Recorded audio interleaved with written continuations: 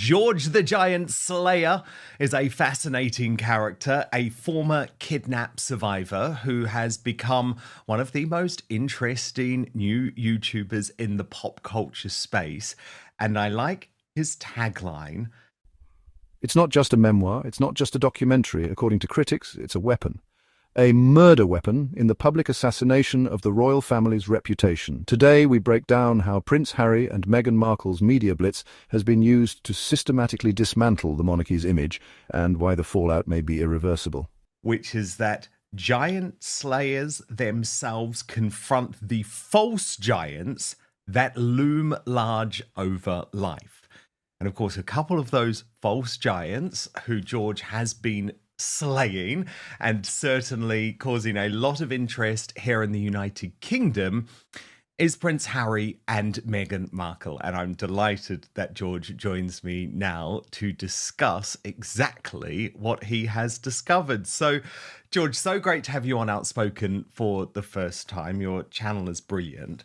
Now, what was it that first got you interested in this growing saga of Prince Harry, Meghan Markle, and what has become, let's be honest, and I know we'll talk much about this, but what has become a Hollywood nightmare? Well, first, thank you for having me on.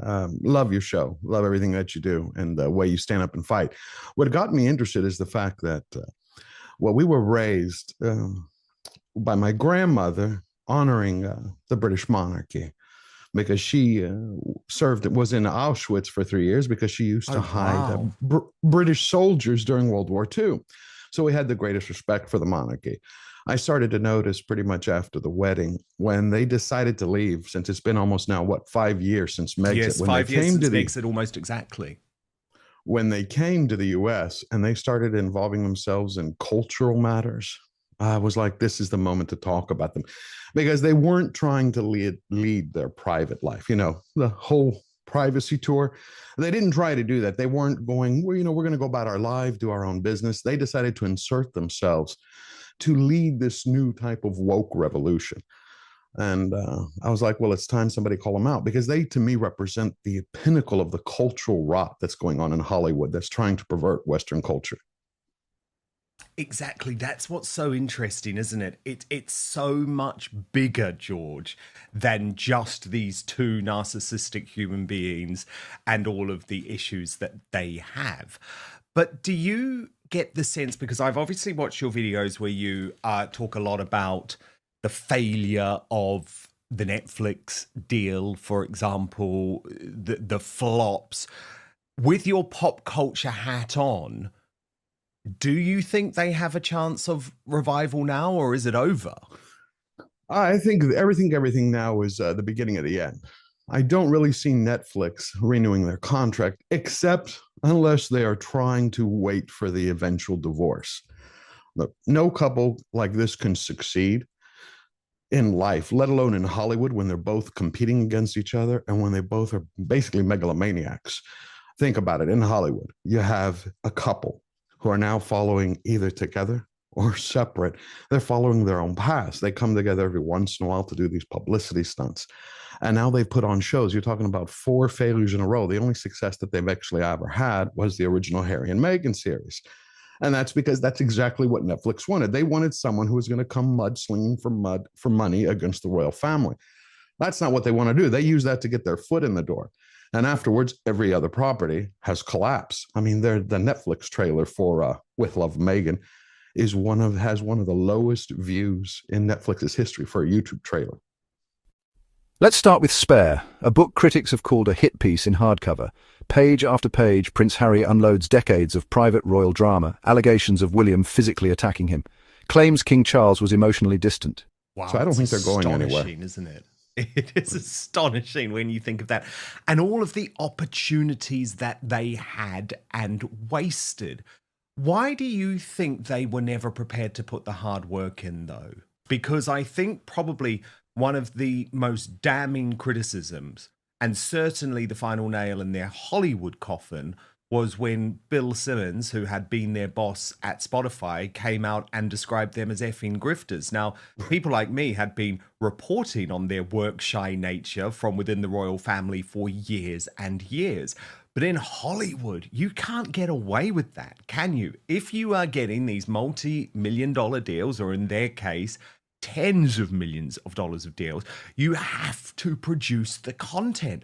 And I mean, when it came to Harry and Spotify, there was one Christmas podcast where we heard literally a few words from him. That was it. I know when it comes to the Meghans, the reality is they're entitled. They feel entitled. They're not people who work. You always hear that. When you had the holy Bibles of Hollywood from Vanity Fair and the Hollywood Reporter and Deadline call them out. I mean, that was, again, the end. That was the nail in the coffin. But think about it. You take somebody like Meghan, who was a D-list actress, without marrying Harry, would anybody know her today? That's the fact that a lot of people don't seem to address. Nobody would know her today. No one. Her career was over. She basically had a long stint of cameos. And when you actually look at it, and the research that I've been doing for another video, is when you look at her relationships, each one of her relationships coincides with the films or television shows that she was doing at the time, like with Trevor Engelson. She gets together with him when he makes his first movie, and all of a sudden, she ends up on a Disney property, an FX property for Fringe, ends up on Castle. It goes one after the other. He even put her in his own film. Once she reached the apex of what she thought she could get from him, she's like, okay, I'm going to go now. She was with Suits, and then she starts to strategize away, in my opinion, to manipulate her way into Prince Harry's circle. Princess Beatrice, Princess Eugenie, through Misha Nunu, and the rest is history. But no, I think they're pretty much done in Hollywood, and Hollywood has slammed the door shut on the couple. See, that's what is very interesting to me, George, and I just want to dive in a little bit deeper to that. Was this a plot all along? Because I've done so much reporting that no one else did on Meghan's showbiz days, her entertainment days, because at that point, that was the world that I was operating in. I was in the space of entertainment and show business too. And so what I had discovered is that post-Trevor, Meghan had absolutely decided that she wanted to move to the United Kingdom. She had it in her head 100% that she was going to find a famous British bloke. Now, the types of famous British blokes that she was looking at, right, were long way down the Hollywood ladder. Really nice guys, but by the way, so this is not at all a slight on them. And I revealed all of these stories. She was going after Matt Cardle, who had won the X Factor in the year that One Direction competed here in the UK. She was going after Max George, a really nice guy who had had a bit of fame as the lead singer of the boy band The Wanted. She was going after Ashley Cole, who was a famous footballer over here, who was known as a bit of a love rat. Now, this was the level she was aiming at. So do you think she was almost chancing her luck when it came to Harry and trying to build those relationships with the royals or the minor royals, which, by the way, we should point out happened through the Soho House connection? That's where the Beatrice and Eugenie fit into the mix. Bombshells about his mother, Princess Diana. Wild oversharing, from drug use to frostbite. This wasn't healing. This was warfare in print, and it didn't end there. Correct. I don't think it was luck. I don't think it was happenstance. I think she was tactical about it. I think this is where a lot of people call her brilliant. I don't, because if she was actually brilliant, she would have everything she would want. She would not only be a star, she would be regarded as a real royal, but she isn't. I thought it was tactical. I thought it was strategic, because you have to look at the timing of it all. The way that she made these friendships with Misha Nunu, what door that opened up to, and going to Soho House, what door that opened up to. I thought this was a strategy all along. Yeah, and I think their biggest problem is this is what keeps happening. To answer your previous question, they end up in Hollywood and they thought everyone was going to bow down to them, except in Hollywood, they have their own royalty. Except all of those people actually have to work their butts off to climb the ladder. And when everyone didn't bow down to them, they were shocked. So what you end up having is you have the Meghans view themselves as great whites, even though they're actually guppies, but in a pond filled with killer sharks, with killer whales. It just doesn't work. They want everyone to obey them. I mean, we saw it in all these reports, whether you want to call it girl number 40 from Deal or No Deal, and how she has temper tantrums and wants to be a tyrant.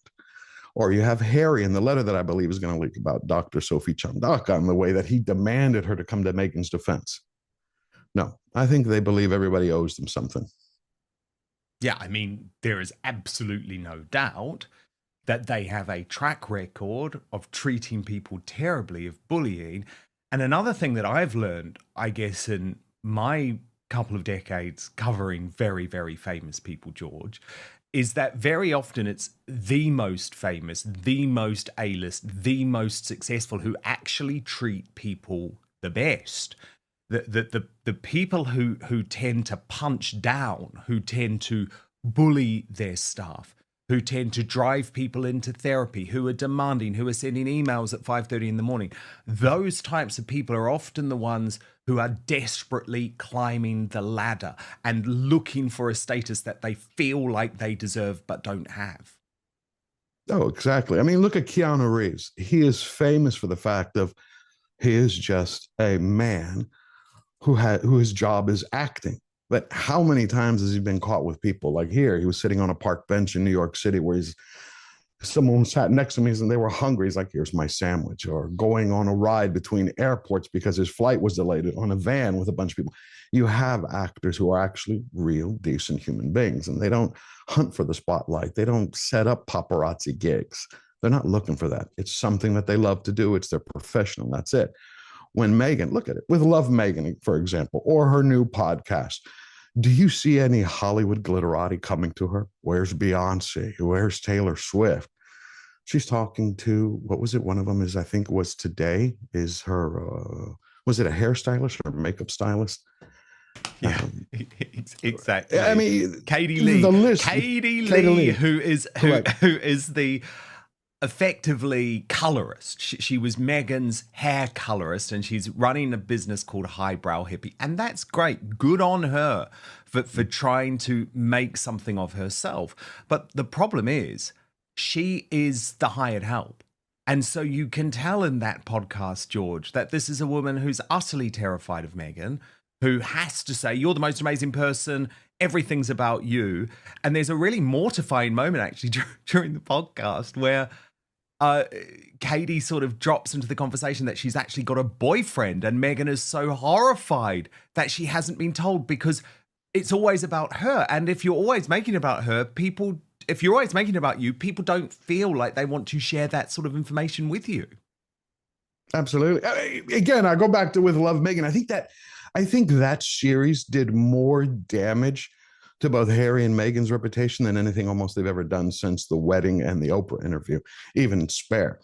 The way that she was treating people. I mean, you could tell almost the editing was botched completely. But when she decides to make something for the cameraman, or when she puts the edible flowers on everything, and the way she's speaking about herself, or when she can't keep her origin story straight. I was a latchkey kid that grew up with fast food. You know, rewind back to 2016 when she was judging that competition for junior master chefs. And all of a sudden you had those where she's saying, oh, no, you know, you could be like me. I was raised on this California farm to fresh table food. It's like, which is it? And this is what continually happens. But the bigger that she gets, the more exposure she has. And no one can keep, you know, somebody who's lying all the time, they can't keep their story straight. And you start to see that this is not a human being. This is someone who's an empty mask. And they're going to continue to put on one mask after the other to reach their goals. I think that's what keeps happening. Then came the Netflix docuseries. Presented as a love story, it quickly turned into a public takedown of the crown, framing Meghan as the modern-day Diana and Harry as the tragic son breaking free. Oh, totally. I mean, the origin story thing is so shocking because what she's done is actually try to almost like exorcise the Markles from her life, you know, get rid of these people because they're white and, you know, they're sort of, I guess, what we in the United Kingdom would call working class, but I would call them good, honest, hardworking Americans who have made something of their lives, are upwardly mobile. But that wasn't the story that Meghan wanted. She knew what she needed to ensnare Harry was this story of cultural battles, of racism, which just wasn't actually part of her life. But look, before we go on, let's just have a listen. I'll get your reaction to the moment from her podcast this week with Katie Lee. Be able to just live a completely new chapter, and perhaps it's with this new love of mine. Yeah, I can't with you. That's so unfair because we have 9 minutes and all I want to do is ask about is it the yes, it is, isn't it? It is. Okay. Well, this is very exciting. Yeah, he's very handsome. I mean, so insincere, so inauthentic, but also so telling, wasn't it? That she hadn't opened up to Meghan about this new guy in her life. And you can tell that Meghan's immediate reaction is, I'm not happy for you. I'm annoyed. You should have told me this. Right. I think that's, again, going to one of the biggest problems is today, this isn't the 1990s. I think that's her biggest issue. She's operating like this is 1995 to 2005. We're talking about peak. This is the peak age of the internet. And everyone today wants authenticity. They want you to be yourself. This is not about, let me put on a show. This is lifestyles of the rich and famous, where we're going to walk around and I'm going to show you all the lovely. No, they want to see those things, but they want to see what's under your skin, who you are, what moves you, what are your emotions, what drives you.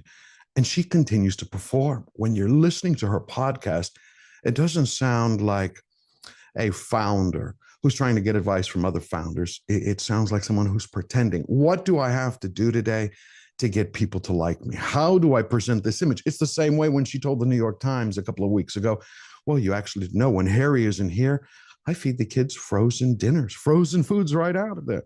No. This is, again, all an act. And yes, that hypocrisy. Her whole life is one big act. Yep. And that hypocrisy is what, I think that's exactly what's enduring her. She's getting, in many ways, the closer that she gets to what she wants in her mind, being on television, being on a streaming show, being on a podcast, somewhere in the headlines every day, the closer, I believe, it comes to unraveling everything she wants. So where does it go, in your view? Well, I think eventually it's going to lead to a divorce because, like I said in the beginning, when we first started talking, how do you have a couple? Look, marriage is hard enough. But when you have a couple that's competing against one another, they may not call it that, but they're both vying for headlines for their own reasons. She wants it so she can become, a Hollywood queen because it's something she couldn't do in the United Kingdom. Harry wants to be able to show everybody in the world and probably his family at the same time, look what I've accomplished on my own. I didn't need anyone. When you have that happening, it is inevitable that they're going to break up. Today, tomorrow, 5 years from now, it's going to happen. When that happens, then we're going to start to see another layer come off. The real Meghan, where she's going to be talking about exactly the way she treated her father, because that's the example. She's going to do the same thing to Harry. Do you know what I suffered when I was married to him? That's what we're going to get. Totally. And the guy should be terrified. I mean, how on earth can you stay with a woman when Vanity Fair, a mainstream media outlet that you should trust, is backing up what people like me had been saying for years, George, which is that Meghan is already shopping around the divorce book. That's the reason she hasn't written her own autobiography yet, because she doesn't want to have to write a book, George, where she says a whole load of positive things about her husband. She needs to save that. And the problem is, I know a lot of people say, oh, Harry's stupid, he's being manipulated. But I mean, come on, wake up. First of all, when we get to Meghan Markle, she just launched a new website and it's not as ever. And I'll break that down for you in a second because it's a conversation you and I have had a million times. But when I spoke to you briefly last week, you told me that there was a lot going on when it came to the royals and the sporting world. She's gone from Duchess to digital diva, but not everyone's impressed. Meghan Markle's brand new lifestyle and influencer site just dropped, and the internet is not having it. From product placements to royal contradictions, her latest move is being slammed as tone-deaf, tacky, and all about the dollars. So what did you witness out there? Did you have any encounters? And give me the latest on where royalty meets sportsmanship. Well, you're obviously going back to my sort of home territory, so you've basically given me a nice easy hit, haven't you? So to go in with sport and the royal family. Look, the Prince of Wales, obviously there was a big splash about his love of Aston Villa. I know we've talked about that, but it was sort of confirming everything that we know, and that basically he's like any sports fan who roots for a team, and at the same time, he then gets very nervous when his team loses and then starts going into a sort of superstitious meltdown like we all do about moving rooms, moving George here, probably moves Charlotte and says, you've got to go to bed now because we need my team to win now. Louis probably been told, sit quiet for a change and behave normally while my team are losing 1-0. But it just reflects his passion for Aston Villa. And as you know, I'm a season ticket holder, but we've heard a lot about that. Then we saw, obviously, rugby has a place in America, but it's a sport you probably don't see a lot of.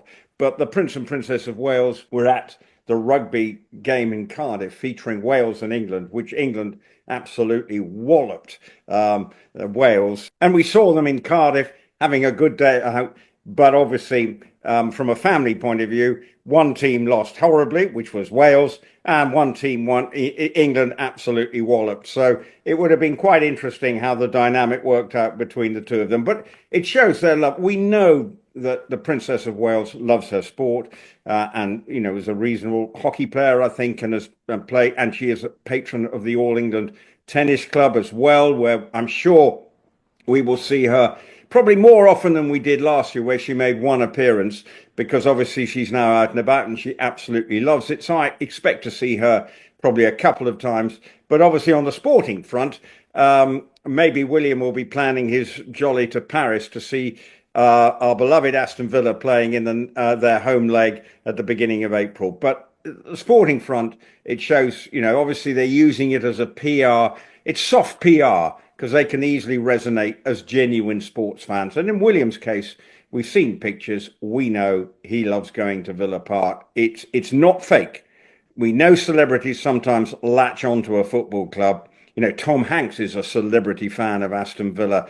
And I know he's been to the games, but he would not be in the same class of Prince William, who is a dedicated follower of the Claret and Blue based in Birmingham. Meghan has officially stepped into the influencer world with the launch of her new lifestyle brand. Think Gwyneth Paltrow's Goop, but royal. From expensive candles to sponsored skincare, the site is dripping with luxury. Absolutely. The pictures of him losing his mind are hilarious. After the Super Bowl, I remember Beyonce asking some media outlets to remove unflattering photos of her because they were not very flattering. And the pictures of Prince William are crazy, but like you said, because they're so genuine and sincere, you love them. Like, you're like, that's not an unflattering picture. You're like, that's hilarious. I love that he has that in him. But that's what you do. If you're a dedicated sports fan, you lose the plot and you suddenly start hugging people that you don't really know. Isn't that the game? Look, he's around his group of people that he knows, but you could see that he was genuinely happy, like all of us. I feel for the poor photographer who's got to be basically trained on him. He's not actually watching the brilliance of our team winning matches, because they have to be trained, your job, William shots. Okay, they go around the world, but it's good to see him enjoying being a normal person as much as he can be within the confines of his status. Absolutely. Okay, well, let's stay on the Prince William train. I thought this was a little bit of an aggressive headline, why Prince William decided to eliminate Queen Elizabeth's no selfie rule completely. Rupert, there's been an evolution since the Queen was the Queen. Technology has evolved. I remember in my youth running around with a digital camera. I always had a digital camera on me because my phone didn't have a camera on it yet. It was a flip phone. I don't know if the Queen ever had a no selfie rule. I think she just had a procedure that was known to her from a young age, that was safe for her, that had been approved by her security guards. And standing and she was also petite, standing, having hundreds of people clamoring towards you against one of those wiggly gates is just not a realistic thing. I don't know if Prince William eliminated anything that ever actually existed. I think he just is evolving with the time. I think absolutely right. You're right. The Queen was a small person, and actually, when the selfie craze comes in, she's already an elderly woman. Mhm. And so, and it would be against, you have to do something if you're a member of the royal family that you are comfortable with. It should never feel forced. And that's a life lesson, full stop. Just do what makes you feel comfortable. Being in the royal family, you're in a goldfish bowl. And when you're out, you know you have to go and give 100%. The Queen, if she suddenly started standing there and someone going posing for the Queen, that would be so against what she was about. I think we've seen the King do it occasionally, or he'll Mhm. suddenly be videoed out and about as we saw him on the streets. But I don't think he's yet quite ready for the King to become the king of the selfies. But for Prince William, it's natural. Yeah. It doesn't feel forced. Him doing it, he knows that he's engaged with that member of the public and made their day.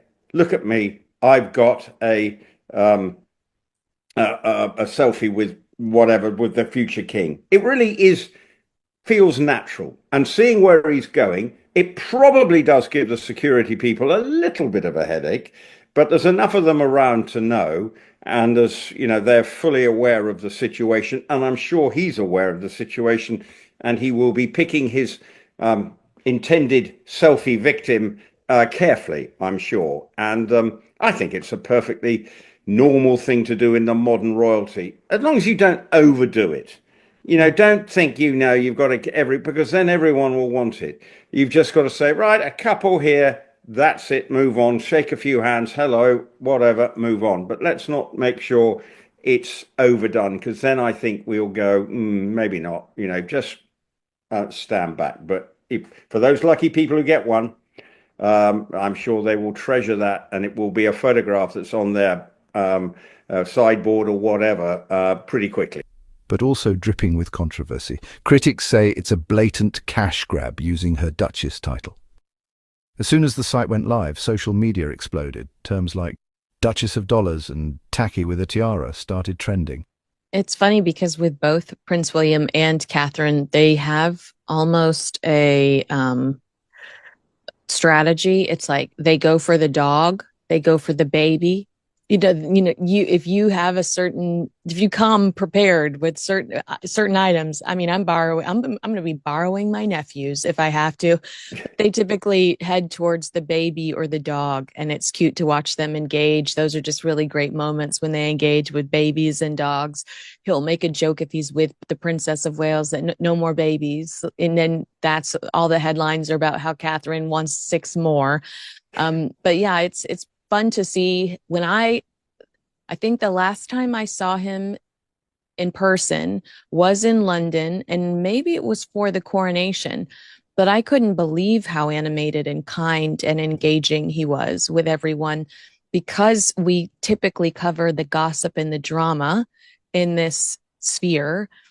I imagined that his heart was still hurting over his brother, but it was everything I'd ever hoped for. Over the top, silly, making jokes about how he couldn't get Catherine in the car, and just absolutely precious. So I'm not surprised that he's willing to take pictures with people. I think that's just who he is. And like you said, it's the way he grew up. I mean, he's probably taking selfies with his kids at home when they're, together. And it's probably a much more comforting thing for him.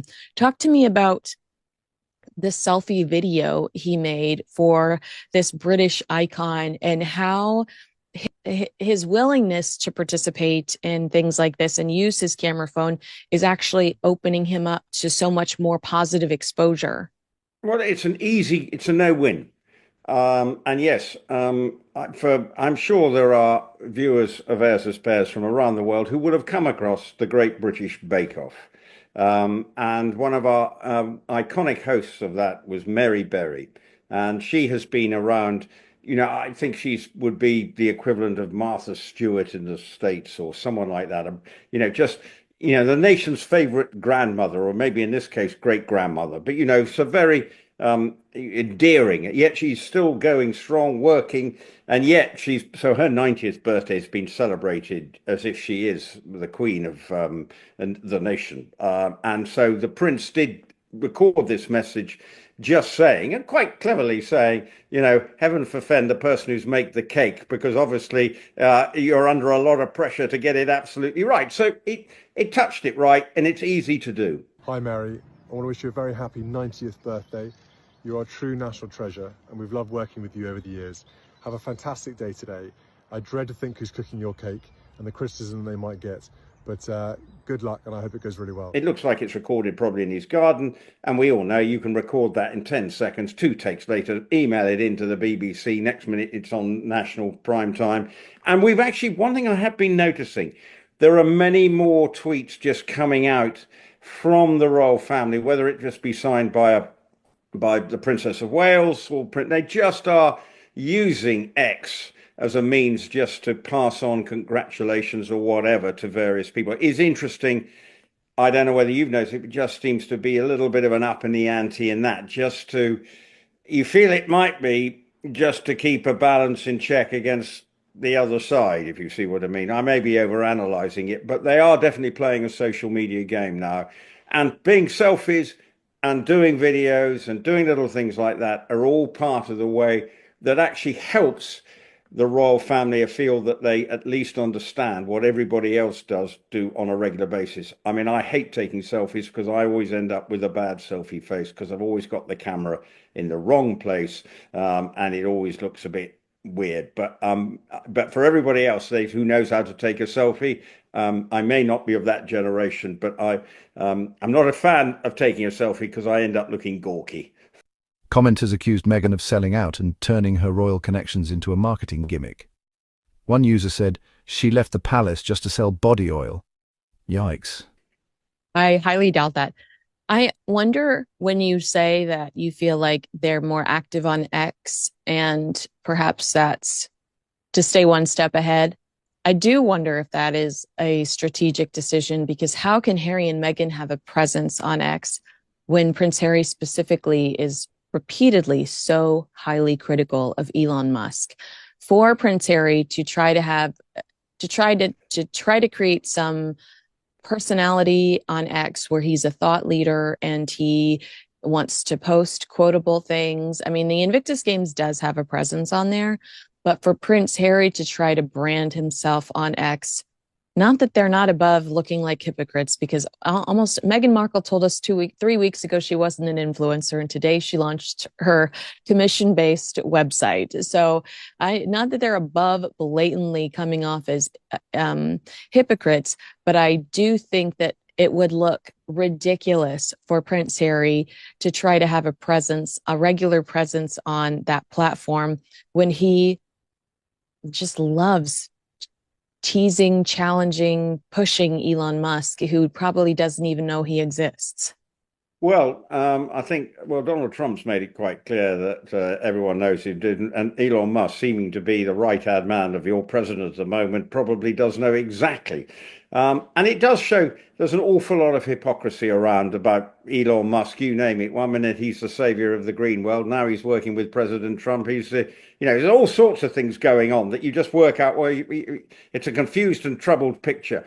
But in terms of the royal family, we have to look, there's an awful lot of hypocrisy within Meghan and Harry, because one minute they don't, as we always say, they hate being in the royal family, but my goodness me, when it comes to having embossed letterheads that looks royal and everything else that goes with it, it tells me they are basically they want their cake and eat it. And judging by Meghan's, it was a pretty dry cake in that program. I wouldn't have touched it. Sorry, I've just put that in there. It didn't look as if it was going. It sounded like it might have needed a lot of cream and custard to eat that one. But anyway, I digress. But I would suggest that that is the problem with Harry. For William, and sort of keeping it in what his new look, being on social media, doing these quick visits here and there, that is his now sort of modus operandi. like going to Estonia, supporting the British troops there, showing support for Ukraine quite clearly, meeting people who've left, Ukrainian refugees. It's all part of the way he wants to operate, which is a sort of, I think he was there for 36 hours, but a packed, absolutely packed schedule so that he could get back, in his case, to be back with the children at the weekend and be pitchside watching his children play some form of sport. It's a very different approach instead of going on these long tours. I don't think we'll see that. But they will have to do the odd one because you can't go to Australia for 36 hours. So they're going to have to look at how they manage their schedule. But of course, we are still in the recovery phase for the Princess of Wales. But let's be honest, she does look at the moment in good health and things are going along nicely. So hopefully they will feel that it will be possible to do 4 or 5 day tours. And okay, holidays are always sacrosanct. Oh, well, I know, because you're the only hurricane, and I'm excited to have you today. Let's talk about the royal family, and you have such an interesting perspective because you grew up kind of around them. Your father worked for the Queen Mother. If the audience isn't familiar, and they should be because you've talked about it on this show before, tell me a little bit about what your father did for the Queen Mother. So he actually, it's quite sweet. So the whole chat kicks off with a nostalgic royal throwback. Someone talking about being the 4th person in the world to see Princess Diana's wedding dress. That's already setting the tone. We're talking to someone deeply embedded in royal history, someone who's seen it all. And from that starting point, I think they met, my parents, in Coutts Bank in the Strand. She was very upmarket and she was a cashier and he was a runner, rubbish. And she was engaged to be married to a guy who turned out to be the Lord Lieutenant of Scotland. So devastated I am. Yeah. She actually dumped him and went off with the old man, who took her off genuinely within 6 weeks, and they got married with a glass ring and nothing. And I think he got to about 23, 24, and he saw a job advert in the London Standard, and it said, I don't know, administrator at the royal household. And about 18 interviews later, they spent their last few pounds on a new suit and new shirt, and he got a job as a clerk. Wow. So it's a great story. Don't know if I've ever shared this with you about the last interview where he's going to meet the Queen Mother, the late amazing great Queen Mother. And the footman says to him, you're going to go through lots of double doors and eventually I'll click my fingers and through the next double doors is Her Majesty Queen Elizabeth, and you need to bow very low and you start with Your Majesty and then it's Mom, and if she asks you to seat and all that. And he literally, the footman clicked his fingers, the doors open, the Queen Mother's on the sofa, surrounded by corgis. He took 2 steps forward, bowed very, very low. And one of these corgis took off, and I don't want to upset anybody on your channel, started making love to his right knee. Oh. So imagine being in front of the Queen Mother for the first time like that. And that's a true story. And he was more devastated about his new suit. And he got the job. He got the job, yeah. 41 years he did. That's incredible. What would he have thought of the Harry and Meghan saga?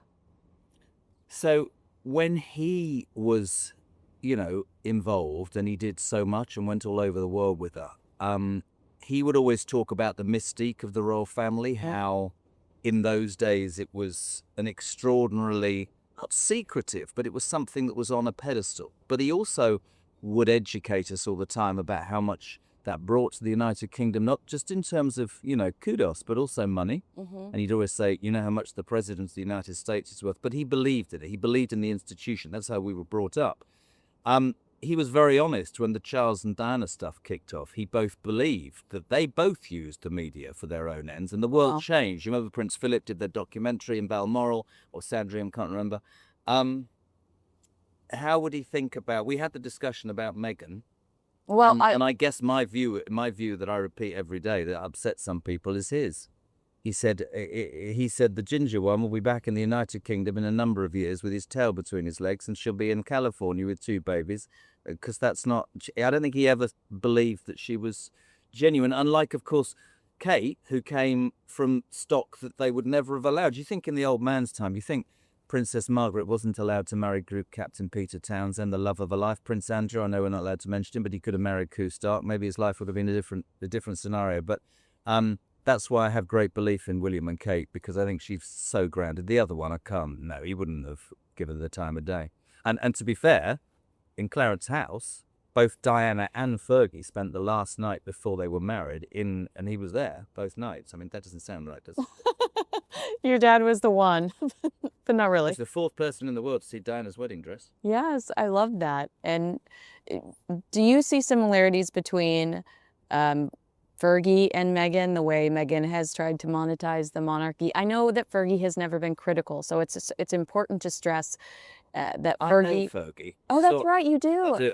I think tortured soul, probably young and dumb, and didn't probably have the best advice. I think she's got a good soul and a good heart, genuinely.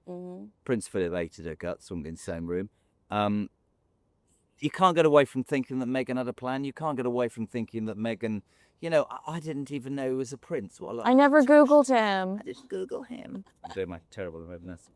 I always thought she was a bit of a player. Somebody asked me very early on, and I don't want to be disrespectful, but to me, that was a classic boy, an older woman, a good-looking, something whipped. That's what you know, I've said it to you before. Yeah. And I genuinely mean that. Fergie, the Johnny Bryan thing, the toe-sucking, Prince Harry, good mum, great granny, just probably been brought back in a bit by King Charles. But I was sort of a bit sorry for her, really, somehow.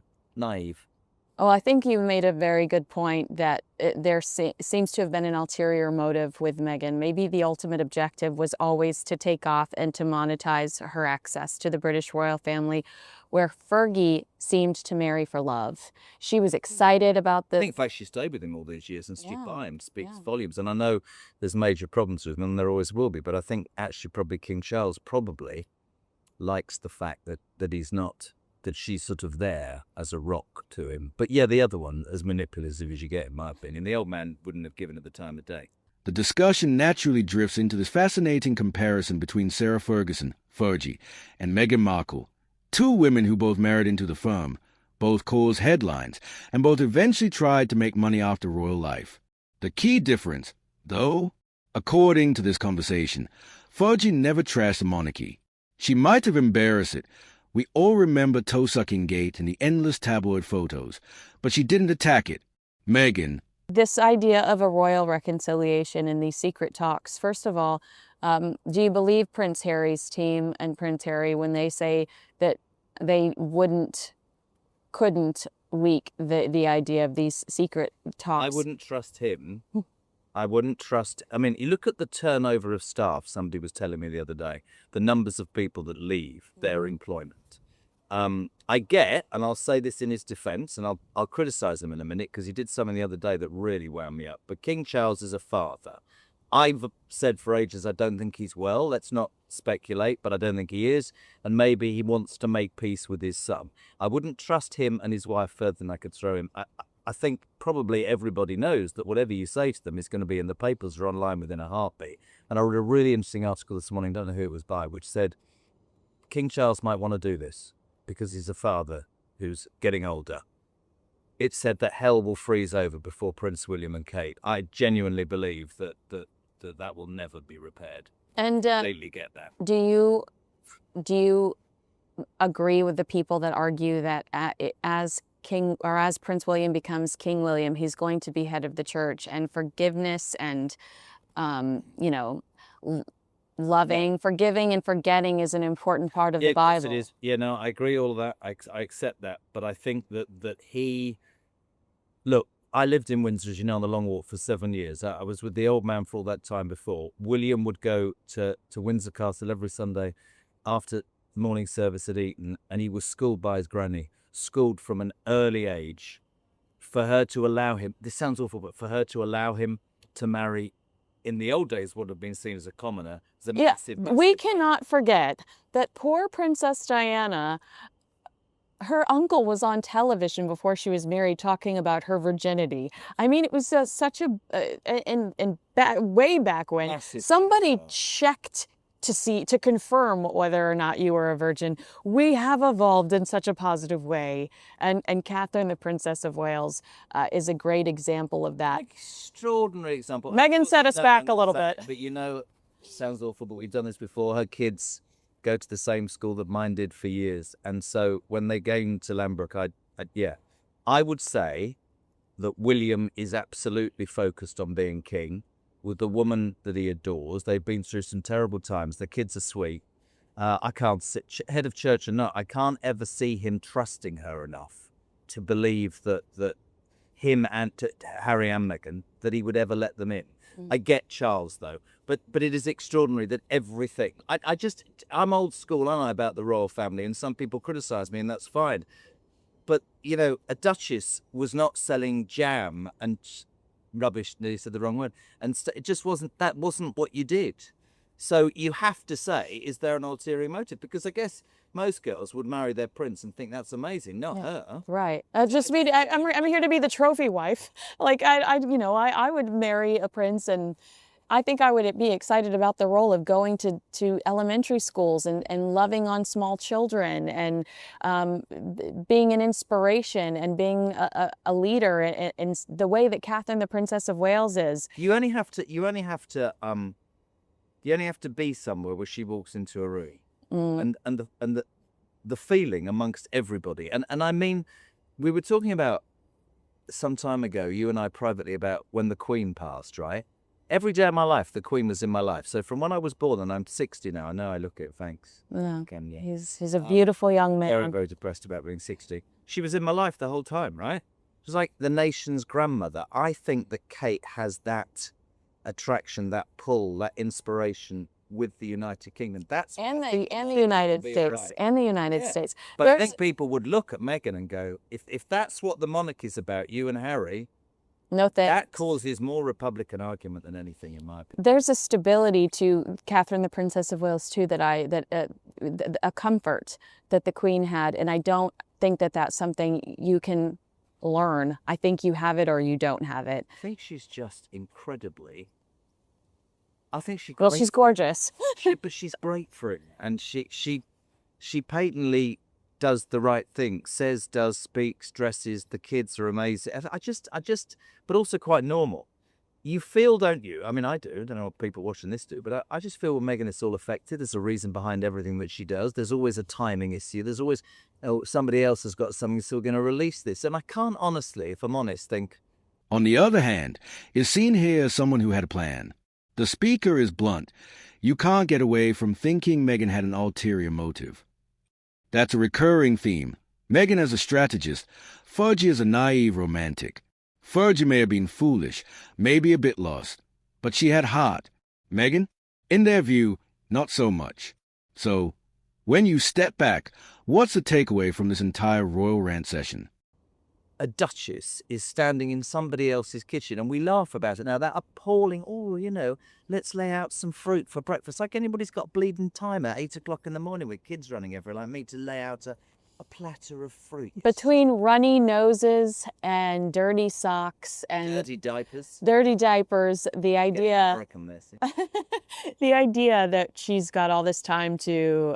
She probably doesn't see her kids. I mean, well, I've had people reach out to me that have worked for Harry and Meghan, and so when we talk about these numbers, 25 people that have left since they stepped back. I've heard domestically that the number's much higher because they burn through staff inside the home. It's my opinion that if anybody's making rainbow platters, it's not Meghan Markle. How would you describe her? Vicious, bitter, mean. I think a lot of what we've seen over the last few years is jealousy towards Catherine, the Princess of Wales, and I know it's a poor reflection on me to say that I would be disappointed in the royal family if they allowed Harry and Meghan back in the fold. I would really, that would be a kick to me. So without making this about anything else, the other day when Macron visited, our king, who's supposed to be a constitutional monarch, said we haven't got any borders. And I'm telling you, the millions of people in the United Kingdom went, hold on a minute. Yeah, a minute. Right. Whatever your political persuasion, yes, we have, and you're the king of a kingdom, but there's no borders, right? Mm-hmm. I think he probably, and I've always defended him and said that if you spend your entire life waiting for what is your destiny, and that's only achievable by your mother dying, if you open your mouth, you're interfering. If you say nothing, what's the point to you? It's been difficult. And I think he's done great things, but as I said at the beginning, I get as a father, but I think he'd be doing the country a disservice. Listen, I think they should have been stripped. I don't understand how they are allowed to ridicule, monetize, and benefit off something that they spend their entire life slagging off. If you don't want to be in the game, fine, but don't go outside the team and then spend your time making money by talking about the team. You don't want to be in the team, go. I said that when they went to America. Good luck to them, fair play. But when you land and you take that Spotify deal, or you talk about his intrusion, then at every single I mean, look at her recently. On Instagram, pictures of her kids. I thought she didn't want her kids in the limelight. Right. I think she's as manipulative as they come. And I guess there will be people watching this who'll go, no, it's only right and fair. Or what about what Harry and Meghan did to the royal family, how they hurt them, the things that were said, that ridiculous Oprah Winfrey. I mean, awful. Right.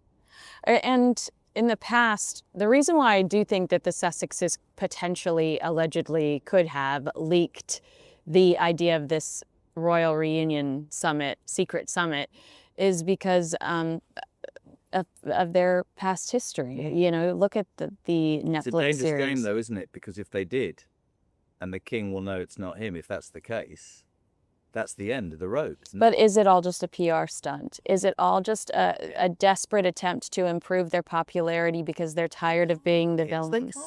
I swear, tell me if I'm wrong. Could she in this country ever become popular? No. I would suspect that she would struggle to come back to this country. Do you think she'll come back for Invictus 2027 when it's here? Maybe. I don't know. I think she'd be surprised by the reception she gets. But I think also he's an interesting one because he was always sort of, you know, he was viewed as the kid that, you know, was in the army, was a bit of a loose cannon, lost his mum, great sympathy. But I don't know whether he is whipped or he's stupid. I'm being serious now because he seems to follow her lead in almost anything. And I think she's led him down a path of destruction. Social destruction. But I can't imagine he must know that, mustn't he? Well, he's got to be looking at polling numbers and every once in a while, I know that this is really probably mean-spirited to say, but I'm exhausted with his obsession with his mother.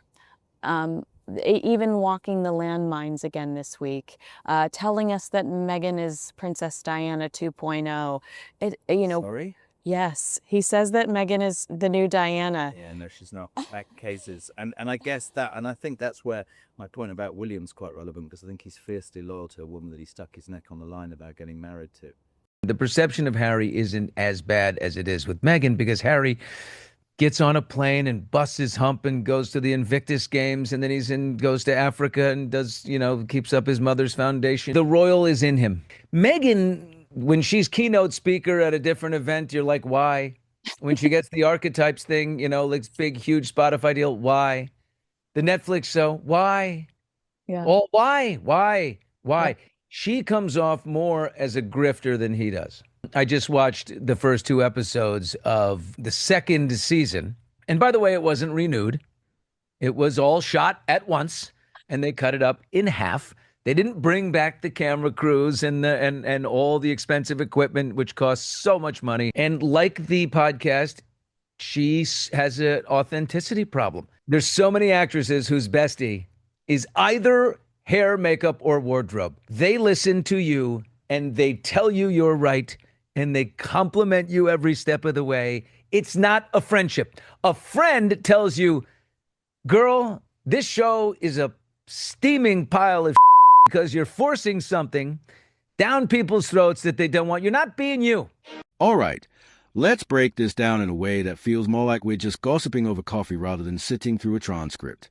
Because this conversation, which starts off lighthearted and ends up as a surprisingly sharp critique of Meghan Markle and Prince Harry, is basically a crash course in how Hollywood and royalty collide, crash, and sometimes burn.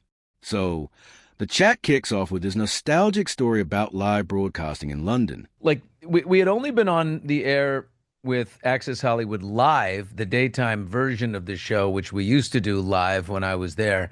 We'd only been on for like a year. And we decided to do this fantastic countdown to the royal wedding. And we thought we would come up with these silly ways each day to take off a number and say 79 days until the royal wedding.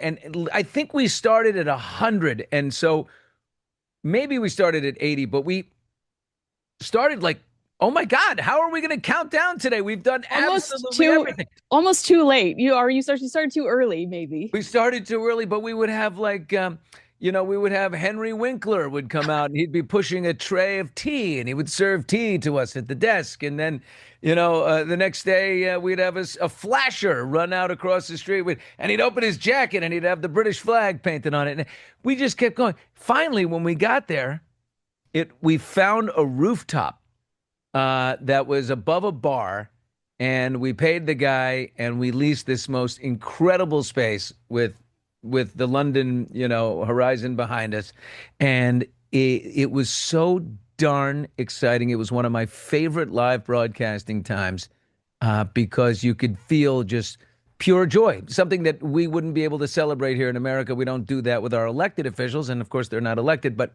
the pomp and circumstance is so uniting over there. I like that.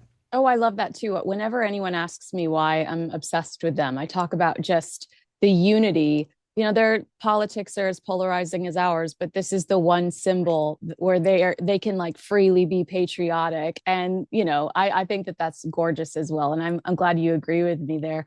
Have you had any other royal encounters? I mean, were you ever in the same room with Queen Elizabeth? Anything like that? I was never in the room. I'm trying to remember a very funny story. My uncle, George H.W. Bush, he gave her a gift and it went over like a lead balloon. I remember him telling us like he gave the Queen, was it like an ashtray or something, a really fancy something? And she was like, "Oh," like, and he's like, sorry. They're tough to please, It's like, what do you get for a person that has absolutely everything? And, never in their life do they ever want something that they don't get, materialistically, I guess I should say. George H.W. Bush gave Queen Elizabeth II a very American gift during her 1991 state visit to Washington, a silver-framed photograph of himself and Barbara, along with a horse statue. The Bushes were known for choosing gifts that reflected both personal taste and American culture. I think the Queen was a little stunned by the horse and then the photo of themselves. Here, something to think of us by. So that's hilarious. I know that. I bet she liked the horse, but sure, she's a horse fan. Or a corgi would have been a huge home run. Oh, exactly. That's a great idea. Okay, so you've been doing entertainment for 2 decades now. When was the first time you heard the name Meghan Markle? Well, along with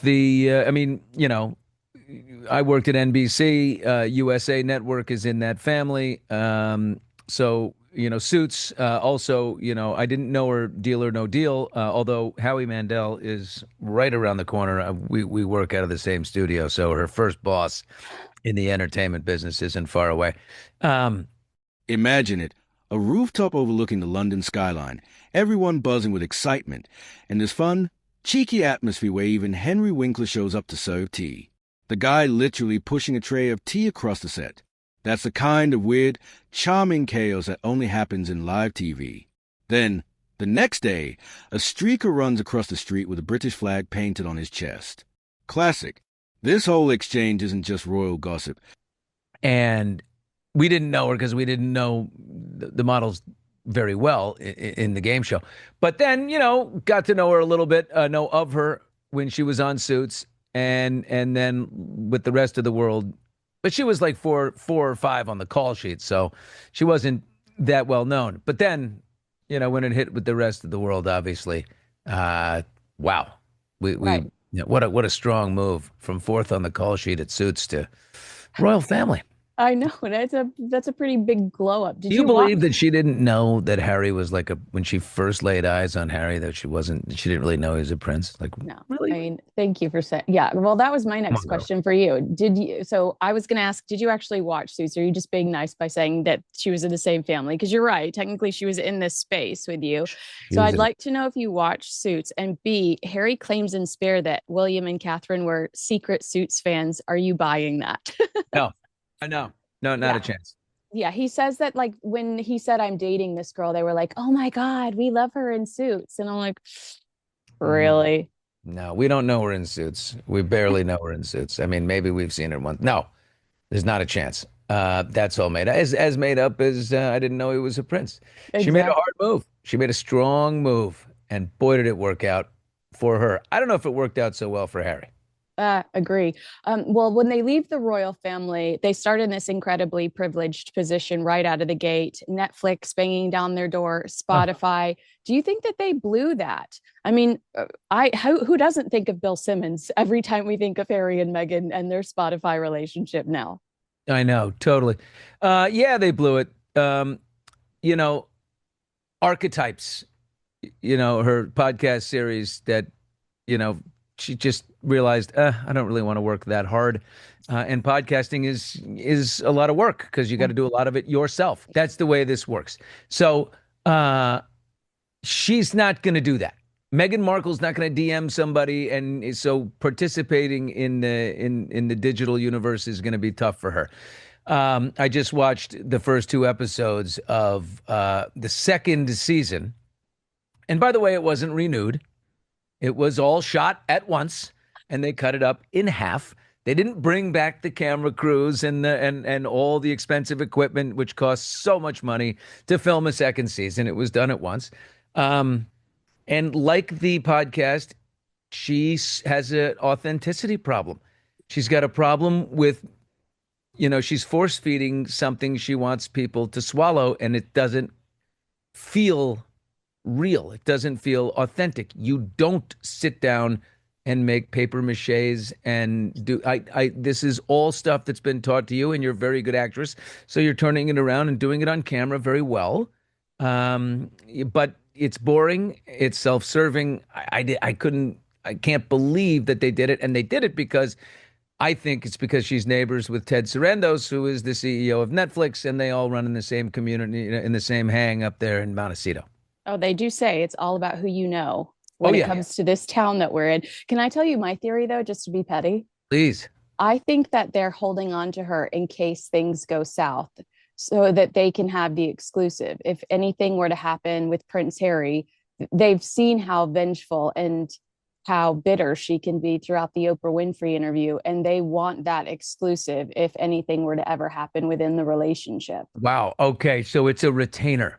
Yeah, I mean, what's a first look deal? It's not them hitting the jackpot because it's not even an exclusive first look deal. Netflix is just like, hey, if you got any ideas, send them our way. And I mean, you and I could do the same thing. You and I could roll up tomorrow with some good ideas for Netflix. Netflix does a series. They have some big deals with Shonda Rhimes and with there's a few people that have very big deals. I can't imagine that if there is another deal, it's very big at all. But maybe that is worth it, because the one thing that they did, the reality series that they did was excellent. It did very well on Netflix because that's what people want from her. Gossip. I use the example of years ago. You're too young, but Trump was doing The Apprentice. Martha Stewart launched a second version of The Apprentice, Martha's version of The Apprentice, and it's a cultural autopsy. It exposes how Meghan and Harry tried to blend royalty with celebrity, but you can't mix the two cleanly. The royal system is built on duty, restraint, and tradition. Hollywood runs on ego, exposure, and reinvention. Meghan and Harry thought they could have both global influence and creative freedom. Instead, they got neither. Their projects lack soul because they are selling an image, not living a story. Their friendships seem transactional. Their brand, once about compassion and change, now reads like entitlement and hypocrisy. Not the badass Martha we know. You know what I mean? It was Martha writing handwritten calligraphy notes saying, "I'm so sorry. Your time here at the corporation is over, and I just wish you the most wonderful." That's not the Martha we want.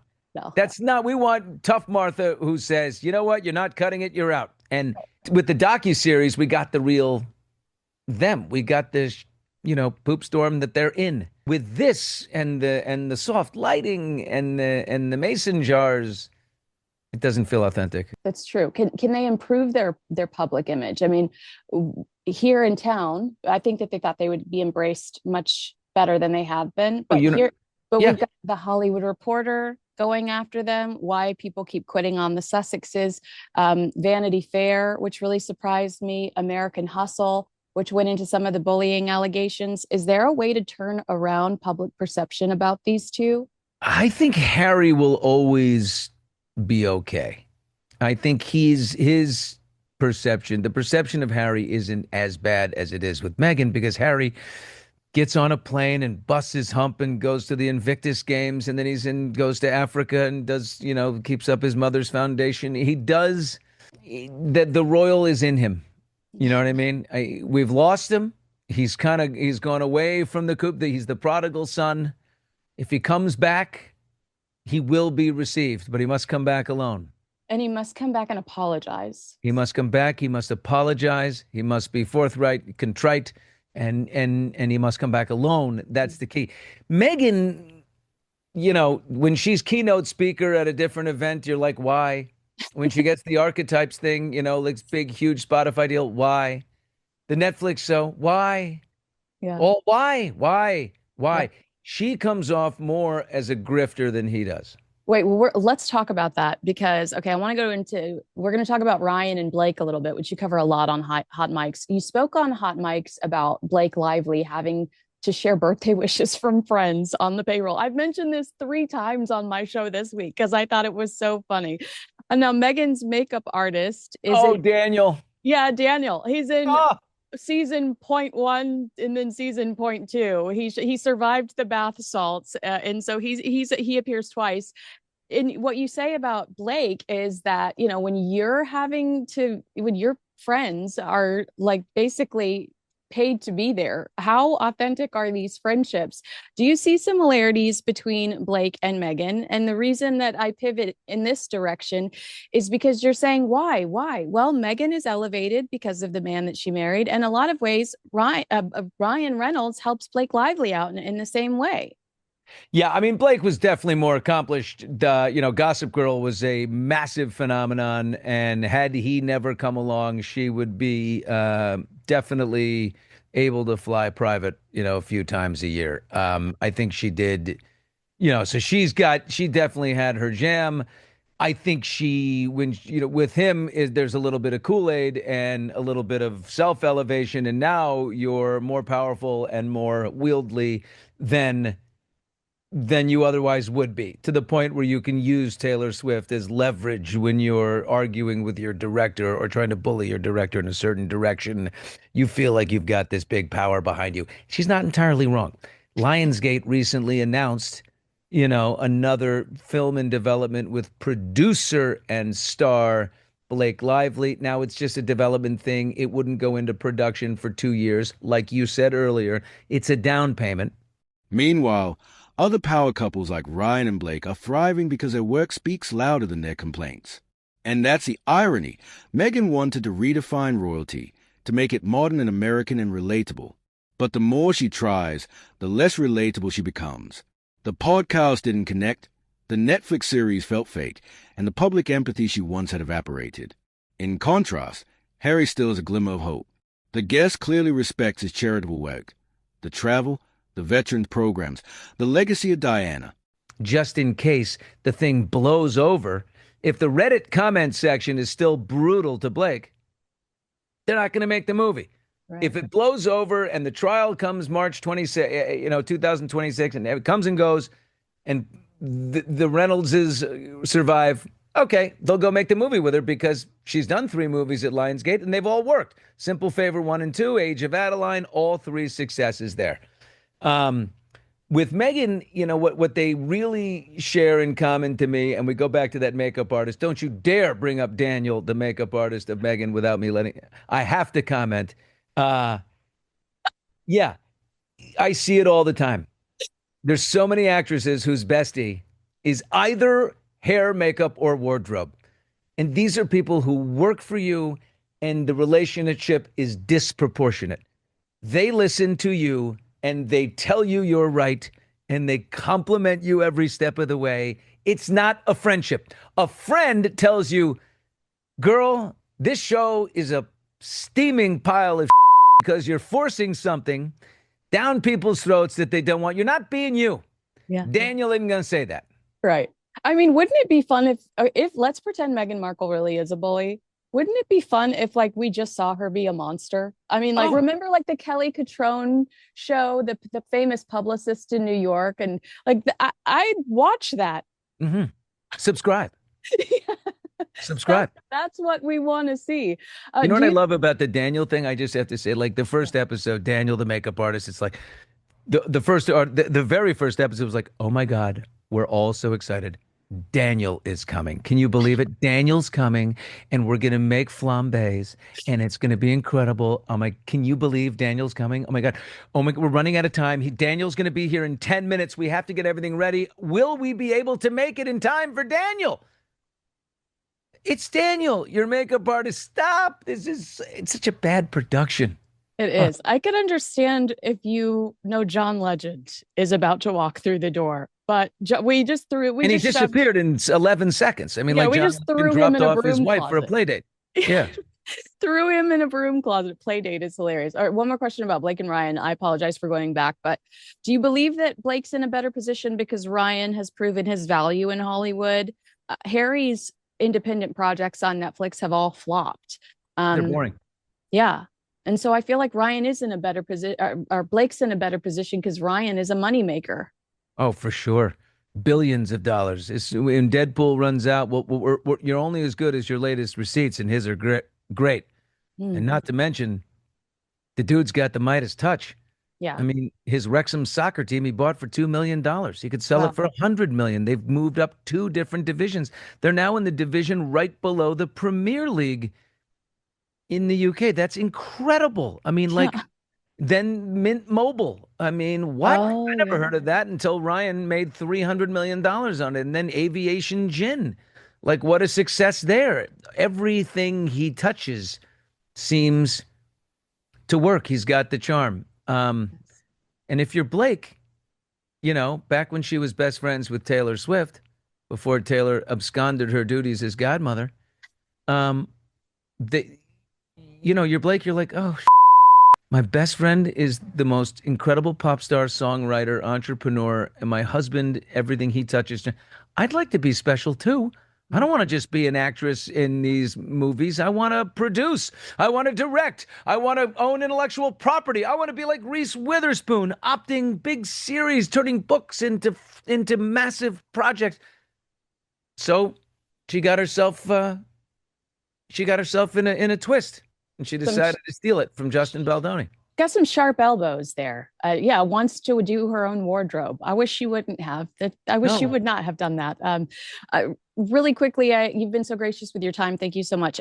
Did the Oprah Winfrey interview hurt or help the Sussexes? I think the further we get away from it, the more harmful we realize it was for the couple. Because as Americans, we pull up our bootstraps. You know, we are a little never complain, never explain. Let's just get it. Let's get up and get it over with. And it feels like Harry and Meghan are just like the perpetual whiners.